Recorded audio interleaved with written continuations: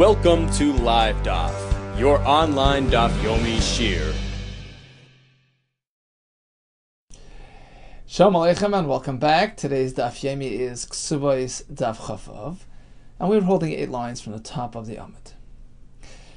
Tanya, we learned in a Brisa. We're looking to confirm a fellow's kahuna status. We're looking to establish that in fact somebody is a kohen. How do we prove that? Tanya, Rabbi Shimon ben Elazar Omer, Kashem shetruma, chazak al kahuna. Just as collecting your truma portion at the field proves that you are a kohen, kach maaser rishon chazak al kahuna. Likewise, if one collects his allotment of maaser rishon, that also serves to prove that he is a kohen. Furthermore, says the Brisa, v'achelek bebezdin eino chazak.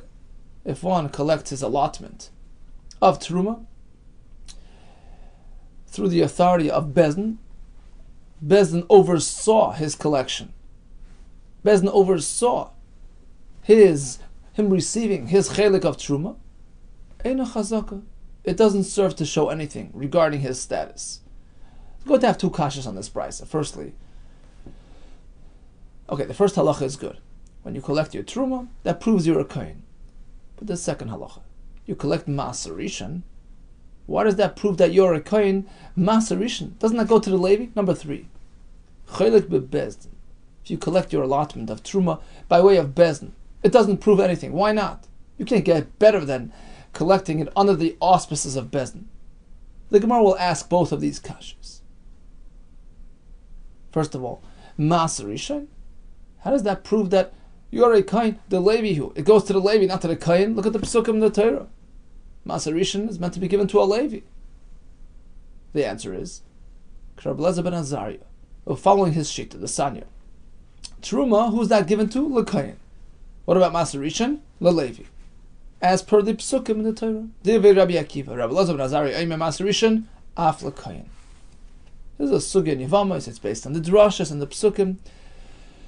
He holds that maaser rishon can also be given to a kohen, and therefore, in our case, it proves that he is a kohen by the fact that he accepted maaser rishon. Asks the Gemara, Eimer de Amar Rabbi Yehuda ben Azariah af le kohen. Sure, according to him, it is also given to a kohen, to a Levi, and also can be given to a kohen.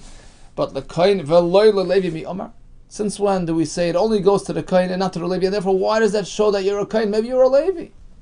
Incorrect. Yes, actually, Basar de Kansino Ezra, after Ezra applied a penalty when he saw that the Levi were not coming back to Eretz Yisrael after the Golas Bavel, he made a knas. He took away their maaser rishon privileges and allotted it exclusively to the kohanim. So nowadays, when you accept maaser rishon, that proves your kahuna. Asks the Gemara, V'dilma ikru v'yavulei. Maybe it just happened by chance that a Levi came along and he got his maaser rishon. Maybe it just happened because originally the Levi would take that chelik. So maybe this is what happened here as well. Why does that prove that you're a kohen? Amar of Chizda, Hachab Ma'askina was speaking about a case where there's no question that he's not a Levi. Look, his father is a kohen. He certainly didn't turn into a Levi overnight. The kohen was speaking about a fellow whose father has been established as being a kohen. That's an established fact. So certainly, son of is not a Levi. What then is the question? The question is, we know he's a kohen, but maybe he's a kohen pasal, a chalal, and therefore has no right to take the truma. So that's the question. There's a rumor circulating about this fellow and questioning his status. The ben grusha, uben chalutzahu. Perhaps he's a son of a divorcee who had married a kohen, and therefore he is a chalal, or the son of a chalutza. Nisha underwent chalitza from the yavam, removal of the shoe, etc. So that makes her unable to marry a kohen. And this purported kohen, his mother, was a grusha or chalutza and married a kohen against the halach, and therefore this son is a chalal and unfit for truma. So that was the koil. There's a ben grusha or ben chalutzahu v'chol kolei l'dedei. Maser bebeis hagranos. And then this fellow shows up to the beis hagranos, to the granary, and he collects his maser. So now, Levi, is he a Levi? Of course not. The lie of Levi, we know he's not a Levi. That's pashut. There's no question that he's not a Levi. What then is the question? Perhaps he's a Kain, but he's a Chalal. Michael, remember. So what can we say? Perhaps Ben Grusha, Oy Ben Chalutzahu, perhaps he's a Chalal. Son of an inappropriate union, right? So the very, very fact that he goes and he collects his maser, that proves otherwise. That proves that he's a certified Kain. Why? Certainly. Lamanda Omar Maserishan Asul Azarim. According to the Shita that holds that Maserishan may not be consumed by a non-Kain or non-Levi. It's Asr. So certainly, according to that Shita, the Lo Yahavu Yavile, nobody would give this Chalal, who, for all practical purposes, is like a Zar, would not give him Maserishan. It's Asr for him to eat it.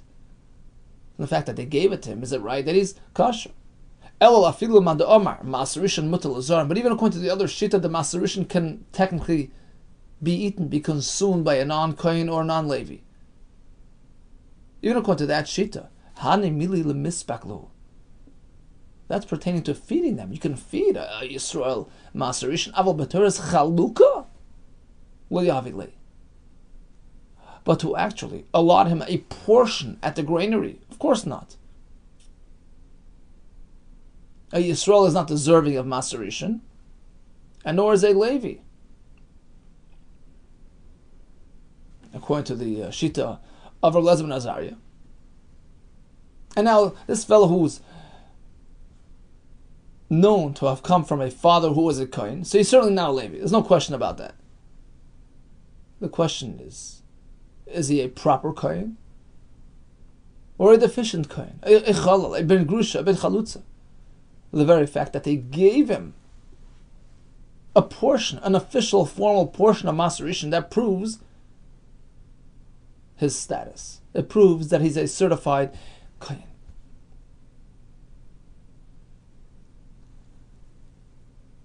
So this confirms his status. So the question was, why does Reb Shimon ben Elazar tell us that just as accepting Truma in the Goyen proves that you're a Kohen, likewise accepting Maserishan proves the same? The answer is, firstly, we're going Lafi the Shita of Rabbi Elazar ben Azariah, that especially nowadays it's only given to the Kohen. Well, you had a question. Well, maybe it so happens to be that a Levi chanced by and took his Maserishan. The answer was, we know for a fact that this individual is not a Levi. It's out of the question. It's not part of the equation. His father was a Kohen. The question is, maybe he's a Chalal. But the very fact that we actually gave him, we allotted him a portion, an official portion of Maserishan, that proves otherwise. What about the third halacha in the Brisa, which was v'achoylek b'beis din eina chazaka? If he gets his portion under the auspices of Beis Din, it doesn't prove anything. Asks the Gemara, why not? If taking a portion by way of Beis Din doesn't prove anything, I mean, that's the best you can get. Heicha, havi chazaka. Then, what is a chazaka if not this? Amar of Sheshes, Hachik Amar. The Brisa means like this: his father passed away, and the brothers are divvying the properties, and they find some truma amongst his belongings. So all three brothers run to Beis Din. They split up the nechasim. Amongst the nechasim we find some truma. So this fellow walks away with a third of the truma. So although it was done by way of Beis Din, it doesn't prove anything. Eina chazaka, doesn't show anything regarding his kahuna status. Because even if he's a chalal who cannot consume truma, but he can take a part of the truma, he has a right to take his portion of his father's inheritance, and therefore it doesn't prove anything regarding his status. Pshita, well, obviously. Why is this a chiddush? He has a financial claim to his father's properties, irrespective of whether he's a kohen kosher or not a kohen kosher. Why would this be a chiddush? Answer is, perhaps I would say, midaha nach la'achila. just as his other brothers, who are Kohanim Ksherim, are taking their portion of their father's truma to actually consume it, that should lead us to assume that the portion that this fellow was taking, the questionable fellow was taking, is also la'achila, for consumption. Why? Says the Ritva, because otherwise they would just make a swap. They would give him some bananas, some cherries. Why take truma if you can't eat it? So the fact that he's taking truma, wouldn't that serve to prove, to indicate that he's a proper kohen? Kamashman, the chilish is no. Hanach la'achila? Sure, his brothers are taking for personal consumption. Haylizvuni, but this fellow is taking to sell it. The fact that he's taking doesn't prove anything. So back to the Mishnah, where we concluded with two shittas. Rabbi Lezer says, well, if there are eirurin, if there are contesters, challengers, challenging this individual's kahuna status, then you cannot restore him. You can't establish his identity, his kahuna status by way of 1/8. But if there are no eirurin, there are no challengers, nobody making trouble, nobody questioning, then even 1/8 is enough. That's Rabbi Lezer. Rabban Shimon Gamliel concludes by saying, Ma'alin lekuhuna al piyedecha. This is the Mishnah back on the Chav Gimel base. You can actually establish kahuna by way of 1/8, by way of one witness testifying as to his status. Now, it would seem that the two shittas are just repeating each other. Rabbi Shimon Gamliel is allowing an eid echad to reinstate a kohen's status, and so did the Rabbi Lezer. Asks the Gemara, what's the difference between the shittas? Rabban Shimon and Gamliel, Hainu Rabbi Lezer, aren't they both saying the same thing? That, when there's no trouble brewing, when there are no eirurin, you can use 1/8. And Rashi points out that Rabbi Shimon is definitely not allowing 1/8 to establish chazaka, to establish kahuna status when there are eirurin. That's pashut. You have to prove you're okay. You have to prove the facts. You have to verify and confirm the story. If you have challengers, if you have others contesting and questioning, there's no question about that. So apparently, when Rabbi Shimon Gamliel says 1/8 is enough, there are no eirurin, there are no challengers, nobody negating that information. So if that's what Rabbi Shimon is saying, when there are no challengers, then 1/8 is enough to certify a person as being a kohen, then isn't that exactly what Rabbi Lezer says? He also maintains, without eirurin, without challengers, then 1/8 is enough. Perhaps he'll say, the difference between the shittas will be as follows. You have one person claiming against this kohen. Look, he's not a kohen, or he's a kohen puzzle. The Rabbi Lezer savar arar chad. Rabbi Lezer says, even if there's one arar, one challenger, one person opposed to his kahuna status, then you can no longer use an eid echad to restore his status. That's Rabbi Lezer. He's machmer. V'Rabban Shimon Gamliel savar arar trei. Unless you have two people negating his status, you're okay. Is that the machlokes? No, it can't be. Why? Rabbi Yehuda taught us. Divrei hakoil ein arar pachas mishnayim, according to all shittas. Arar cannot be accomplished by less than two people. You need two people opposing this fellow's kahuna status in order to create concern. So according to all shittas, less than two people, nothing to worry about. So that cannot be an afkamina between the shittas.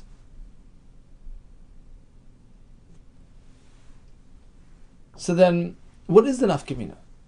Once you have two arars, two people opposing this kohen, how can you suggest that 1/8 can restore his status? So apparently we're not speaking about any arars here. Rather, we just have a fellow, his kahuna status in question. Can 1/8 restore his status? Can 1/8 confirm his status? And both Rabbi Lezer And Rabban Shimon Gamliel seem to indicate that the answer is yes. So what's the difference between the shitas? They're just repeating each other's shitas. Ella, rather, Hocha b'mayaskinan was speaking about the following case, a rather complicated case. The muchsak lan ba'avua dahai the koinu. Number one, this fellow's father was a known kohen. Assumption is, this son, the son of, likewise, is a kohen. That was the running assumption. And what happened? If an afakal call, suddenly, rumor has it, the ben grusha oy ben chalutzahu, that this son of is a chalal. Ve'achsinei, we temporarily revoked his kahuna status. Why? A koil, a rumor? And Rashi says, 3 lines from the bottom, v'nafakal koil ba'amav le'edis, just a rumor. Ve'achsinei, we temporarily took him down. Until we'll check and verify the facts. Why? Just a koil? Shem malo hula kahuna. She says it's a special malo. We keep very high standards when it comes to identifying our kohanim. Okay, so in the meantime, we put him on hold, put him on standby. Let's check out the rumor. While he's in the standby box, says the Gemara, suddenly an aid comes running. I can confirm that he's a kohen. And based on that, we put him back up. We reinstated his status. Suddenly 2 Eidim come along and contradict the aid. He's a chalal. We revoked this fellow's status. Suddenly another aid comes along. I know that he's a kohen. So basically it was, okay, koil, not okay. 1 aid echad put him back up. 2 aidim took him down. And now this last aid wants to put him back up. With the kuli alma, now all shitas agree that mitzvah from the aidus, you can combine that first aid that came in the beginning and the aid that came now, both supporting this fellow. In which case you'll have 2 supporting him and 2 against him. And Rashi explains, 2 against 2, you put him back on the chazaka, the original, established track record, in which case he was considered a kohen. So according to all shittas, even though the first aid came a year ago and the second aid came today, we can combine them because after all, they're trying to accomplish the same goal. They're trying to restore and establish this fellow's kahuna status. There's no question as far as the ability to combine them. So why would you not? And in fact, this would be the machlekes between Rabbi Lezer and Rav Shimon Gamliel. What would be the machlekes? Whether or not you can do this. The question is whether we're concerned about the zilusa, the disrespect which might be generated regarding the public perception of Bezdin. Will this undermine Bezdin's authority? Look, he was up, they took him down. He was up again, took him back down. That's it, we stop right here. Go any further, it's going to undermine the prestige of Bezdin in the public's eyes, and they'll lose their authority. That's a very important factor to consider. So that's the machlokes. Tana Kamasavar, the first shita, which was Rabbi Lezer, he held, it's over. Process done. Kivin Achsini, once we took him down once and again, we no longer bring him back up. Chayshinan l'zilus l'beidina, we're concerned about the zilusa of the bezdin. Now the Mepharshim explain, typically you got to do what's right. Do what you have to do. Let it be 100 times back and forth. You do what you have to do. But here, think about it. Ultimately, there was no clarity. There was no real confirmation as to his status. All right, let's just go back a second. We started with a chazaka. We assumed he's fine. A koil came along, took him off. The aid put him back up. A 2 aidim revoked. Another aid comes along now. So even if you pair him up with the first original aid, it's still 2 against 2. It's not a clear verdict. It's going to be 2 against 2, which is pretty much generating a suffix, in which case you'll be compelled to put him back up because he had a chazaka on his side as well. But at the end of the day, it's not a real clarity. So we can afford to sort of leave it alone. Just leave it alone. We back off. We're concerned about Bezdin losing prestige in the eyes of the observer and losing their power, which is far more detrimental to the well-being of the community than this individual's personal yichus. So that overriding factor allows us just to back off, leave him alone. In which case we don't reinstate his kahuna status. That's Rabbi Elazar Shita. He's machmer. For Rabbi Shimon Gamliel Savar, he holds no. Don't worry about public perception. Everybody understands. It's a process. It's a complicated, convoluted, lengthy legal process. And actually, perhaps the respect to Bezdin will actually grow in the eyes of the community when they see how they're men of integrity and truth.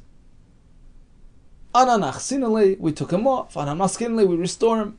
Uzilusa the Beidina, this concept of Zilos Bezdin, we're not concerned. So according to this approach in the Gemara, right, we were looking for a machlekes. This is the machlekes. This type of case, where you're going to combine two edim, 2 against 2. Do you put him back up after having taken him down so many times? Rabbi Elazar says no, and Rabbi Shimon Gamliel says it's okay. Ravashi Omar, Maskav Ravashi. He has a kash. If that's the case, the question revolves around the concept of Zilusa de Beidina. If that's so, why does it have to be such a fancy case? 1 aid before, 1 aid now. We want to combine them. It's going to end up being those 2 edim against these 2 edim.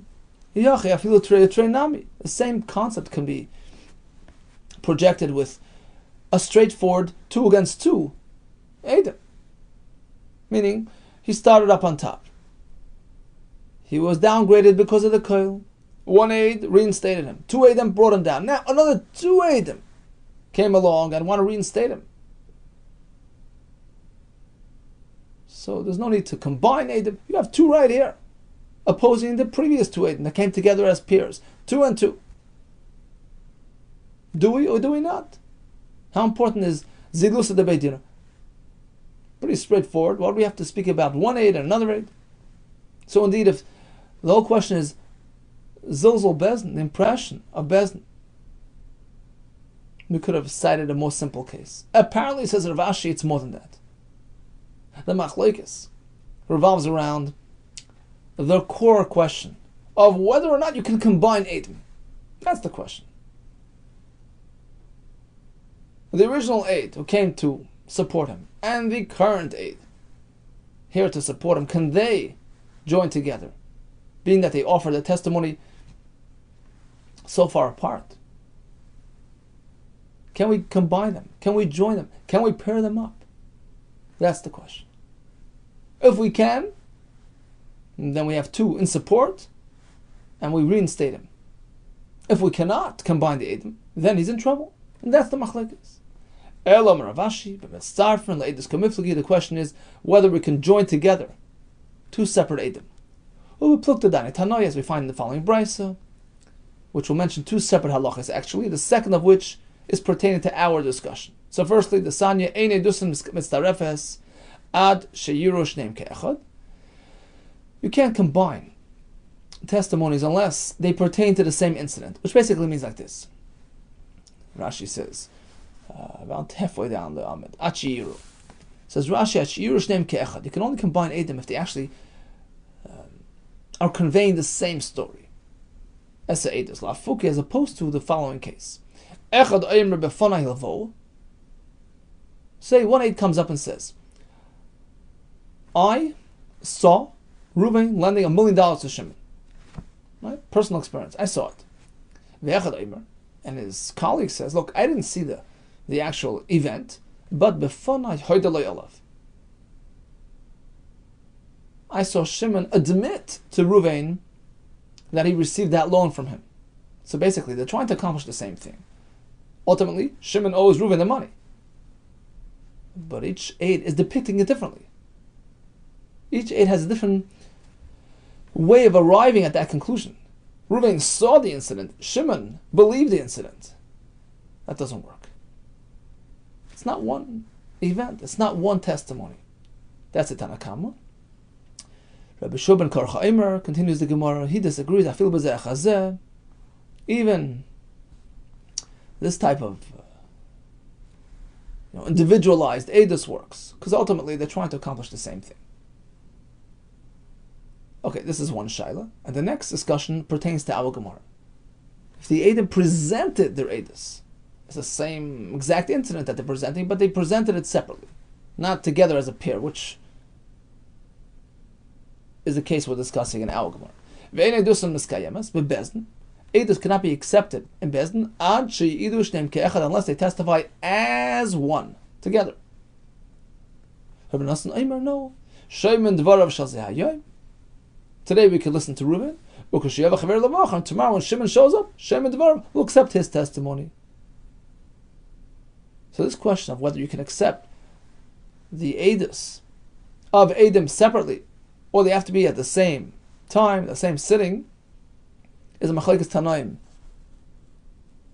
over here in Sanhedrin. And likewise, that's the shayla in our Gemara as well. We have the original aid who spoke about this fellow being a kohen. We have the current aid saying the same thing, but they presented the testimony separately. Could we combine them or not? So according to Rabbi Lezer, no, you cannot combine, and therefore this fellow cannot be considered a kohen. Whereas Rabbi Shimon Gamliel says you can combine them. Ultimately, they're saying the same thing, even if they're not saying it in one sitting. It doesn't matter. We can combine the edim and restore this fellow's kahuna status. Continues the Mishnah. Ha'isha shenech b'sha b'dei oivdei kechav. An isha was arrested by oivdei kechav. Oivdei mammon. If their interest was financial, right? They were owed money and they took her as a sort of a collateral. Materis labalo. She can go back home to her husband. But if she was condemned to death, then we're concerned that perhaps she interacted with them to find favor in their eyes, and she cannot go back home to her husband. Says Rashi. Rashi off to the left. If their interest was financial, then we know she was safe. Why? There is a deterrent factor. The they're concerned about losing their credit. They won't interact with her. But if it was more serious than that, she was arrested and threatened with death. In this case, she's also to go back home. Some learn in Rashi, it means even to her husband, who is not a kohen, even a Yisrael. You see, a kohen's wife becomes usher to him even if she was involved, but it's against her will. But by Yisrael, typically it's only a willful interaction. Here we're concerned about perhaps she interacted willingly as well.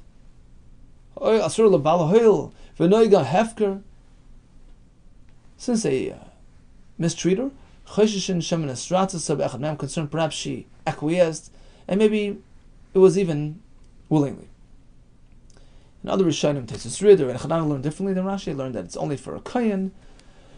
Chas v'shalom, we're not concerned that the Isha willingly gave herself over, but perhaps it was ba'inus, and that is actually sufficient to make her usher for her husband if he's a kohen. So we have two cases. If it's a mamain issue, there's a deterrent factor, she's safe. If it's nefashes, then we're concerned about them taking advantage of her, in which case it makes her usher to her husband. When do we say that if their interest was financial, she's safe? That's only al shiyad Yisrael tekifa. We're speaking about a point in history where Yisrael had authority over the Oivdei Kechav. They were in charge. So now the Goyim are afraid to do something inappropriate. They'll lose their ability to collect on their loan, on their debt. Aval yad Oivdei Kechav kifal atzman. But if it's a situation where the Goyim have the upper hand, yad Oivdei Kechav, their hand is over us, but the Gemara uses a euphemism. Kifal atzman is over them, basically saying that they are in charge. In this case, there is less of a deterrent. Even if their interest was primarily financial, we're concerned about interaction. We're concerned that she was mezana, and therefore she's usher to her husband.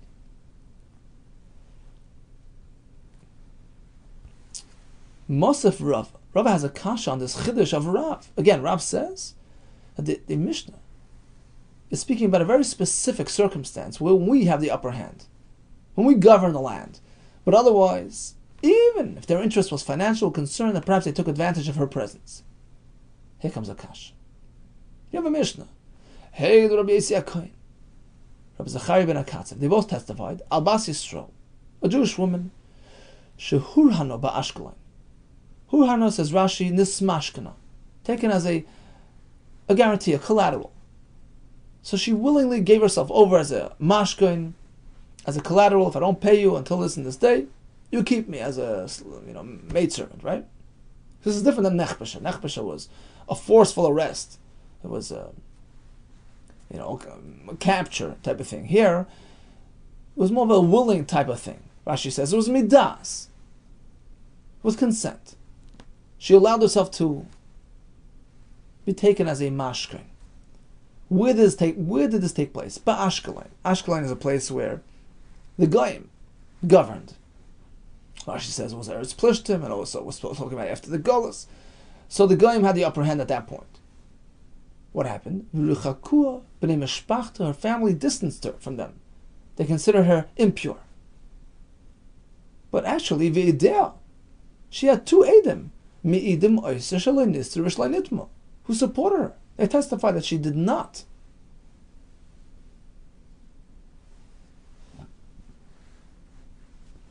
go into privacy, and there was no tumah. They totally protected her purity. Chachamim asked the family, "What's going on? Why are you stigmatizing her? Look, if you believe the Edom, that indeed this situation happened, she was taken as a mashkin, well, believe the whole thing. You should also believe that nothing happened to her. Now, if you don't trust, you don't believe what the Edom are telling you, then don't believe anything. How do you know the whole thing took place? Either we believe all or nothing. That's the end of the Mishnah. Now, Ashkelon, this area, Ashkelon, was totally out of the Bnei Yisrael's control. The Goyim ran, they ruled the land there, right? Uktani, and the Mishnah says, the concern is only because Hurhana in, only because she was taken willingly. But nechbashaloi. But let's say she was just arrested for the time being, that would not pose a concern. Let's go to Rashi on top. Hurhano. The midas. It's a totally different idea. Hurhano is different than nechbasha. Nechbasha, they grab somebody as a desperate move, a desperate attempt to collect on their debt. Hurhano is more than that. You walk into their hands saying, "Look, I owe you money, or my family owes you money, and if we don't pay until this and this day, you keep me." And the Mishnah is mashma. The Mishnah sounds like only because it was this type of case of Hurhano, that poses a concern. So as Rashi, Hurhano de midas. V'kivan de gez marle niftis. Harish lo'ev de kacham b'dineim. V'shemachi be'inan edem be'idan oisa shlai nistira. Hurhano is so different because they have a full right to collect on her, to keep her. Once the due date arrives and there's no payment, they can keep her. B'dineim. It's a legal type of thing. So that poses a concern. That's why we needed the Edom to support her purity. That's a very unique case. Hurhano. But let's say it's nechbasha, says Rashi. The in nechletes lahem. Nechbasha is not a long-term proposition. It's a temporary, grab as a means to collect your loan. And they know she's not staying by them forever. It's not, an absolute long-term arrangement. Lo bein an Edom. In that case, perhaps you don't need Edom to prove her purity. Since it was she was just used as a means to collect on their debt. So this is a kasha on Rav. Again, Rav tells us that the mammon factor is only a mitigating factor when Klal Yisrael are governing the land. But if the Goyim are governing, you never know what happened. And this is even by Nechbasha. Nechbasha is not really a proper arrangement. Still, Rav is concerned.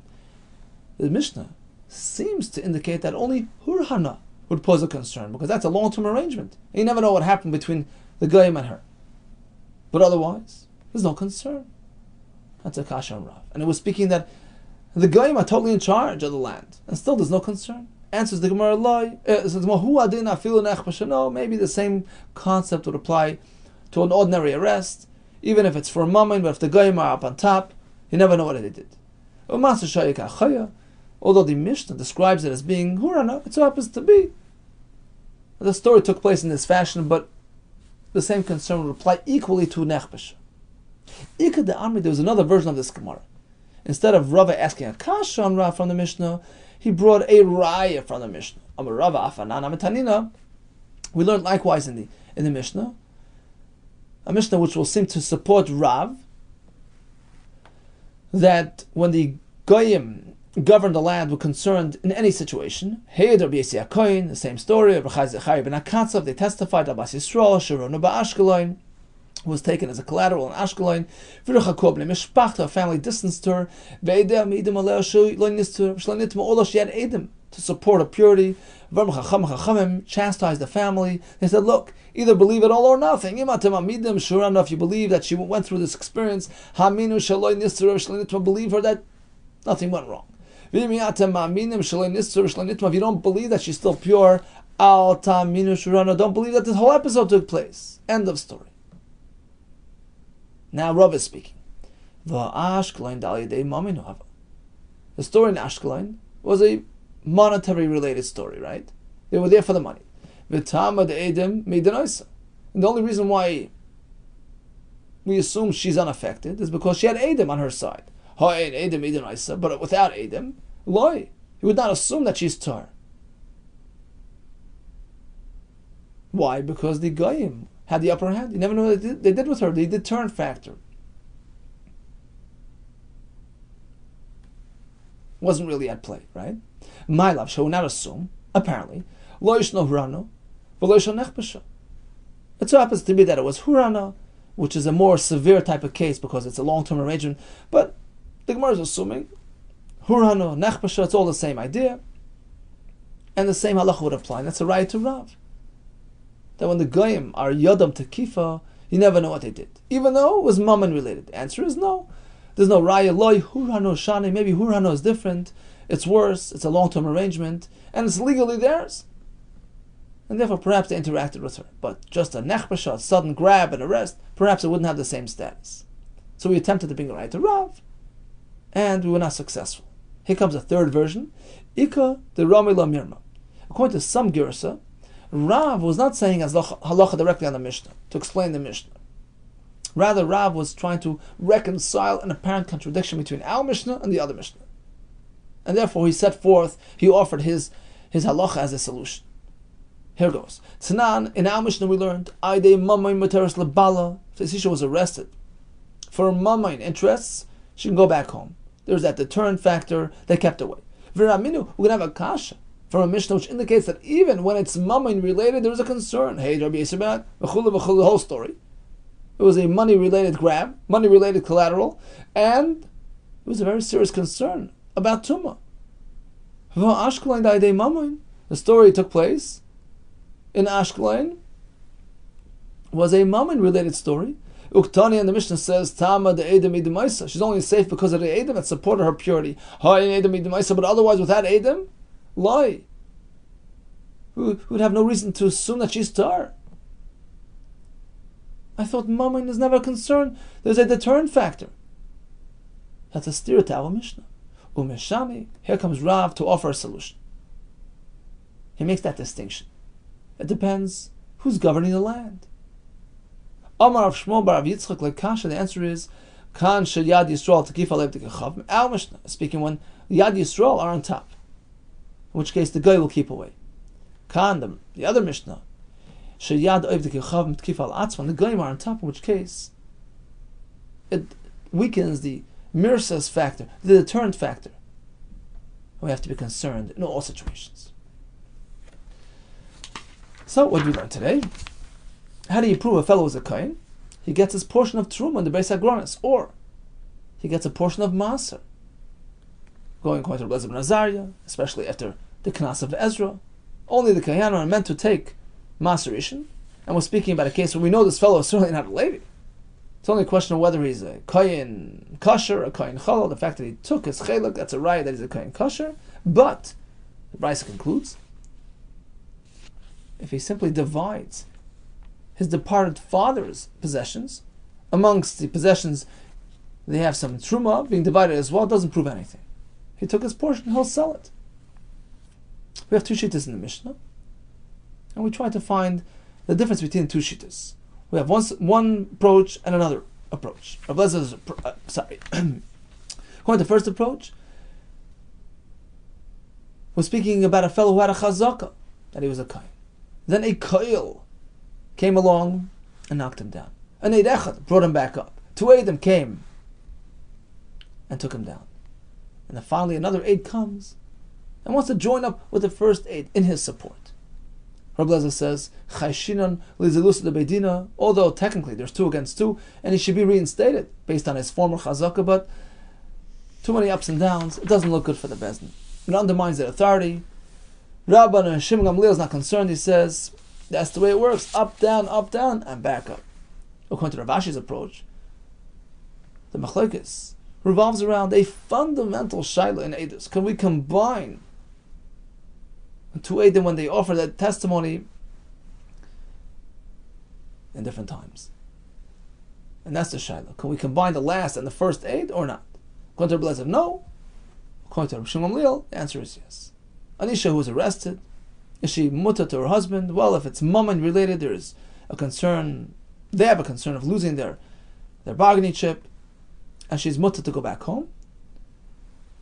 But if it's machmas nefashos, we're concerned about improper interaction. According to Rav,